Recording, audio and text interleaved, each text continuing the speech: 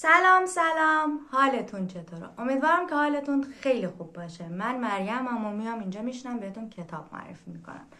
امروز اومدم 4 تا کتاب بهتون معرفی کنم که تقریبا حجم 3 تاش زیاده و خب حجم یکیش هم خب کمتره و مناسبه خوندن برای تابستونن. اگر دانشجویید، دانش آموزید یا سر کار میرید، این کتاب برای اوقات فراغت و وقت خالی که تابستون دارید خیلی خوبه.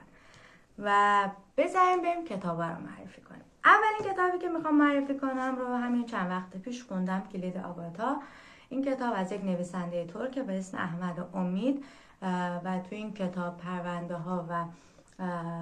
های جنایی و تقریبا همچین پرونده هایی رو حل میکنه یک کاراگاه به همراه زیر دستش. و خب تو این کتاب با فرهنگ تقریبا مردم ترکیه آشنا میشیم و نظر شخصی من اینه که من از 10 به این کتاب 6 میدم. امیدوارم شما بخونید و امتیاز بیشتر. کتاب بعدی که میخوام معرفی کنم یکی از غم‌انگیزترین کتاب‌هایی بود که من امسال خوندم و این رو هم امسال خوندم، یعنی از فروردین تا الان خوندم. کتاب 1000 خورشید تابان. این کتاب راجع به خانم‌ها و زنان افغانستانیه که خیلی زود ازدواج میکنن و پشت و پناهی ندارن و شوهران خیلی سختگیری دارن و زندگی که در سختی و مشقت دارن.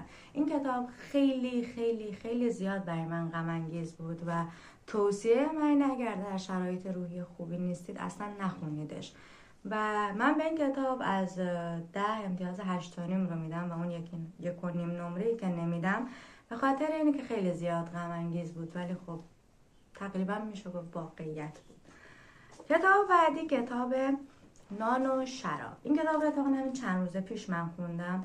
راجع به یک مردیه که دنبال استقلال و آزادی در ایتالیاست و به خاطر همین موضوع تبعید شده و وقتی فرار میکنه و دوباره برمیگرده به ایتالیا مجبور میشه به عنوان یک کشیش قلابی قایم بشه و ماجراهایی که براش پیش میاد و اتفاقاتی که براش میفته در قالب این رمان نوشته شده.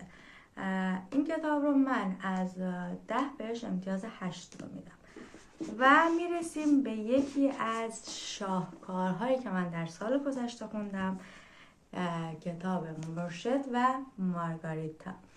این کتاب واقعا شاهکاره، در سبک رئالیسم جادویی نوشته شده و به طور خیلی خوب نوشته شده، یعنی تمام صحنه ها و سکانس هاشو شما به صورت یک فیلم در جلوتون میتونید ببینید. و این کتاب راجع به شیطان و گروهشه که در مسکو ظاهر میشن و با نویسنده به اسم مرشد و معشوقش به اسم مارگاریتا آشنا میشن و داستانهای دیگه.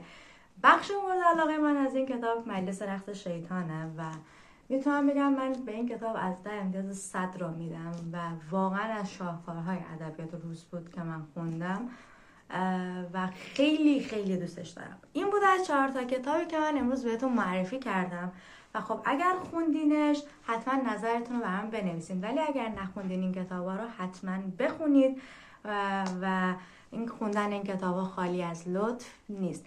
مرسی که تا اینجای ویدیو همراه من بودید و مرسی از شما که با لایک کردن و سابسکرایب کردن به ترویج فرهنگ کتابخوانی کمک میکنید. ممنونم از شما. روزتون بخیر.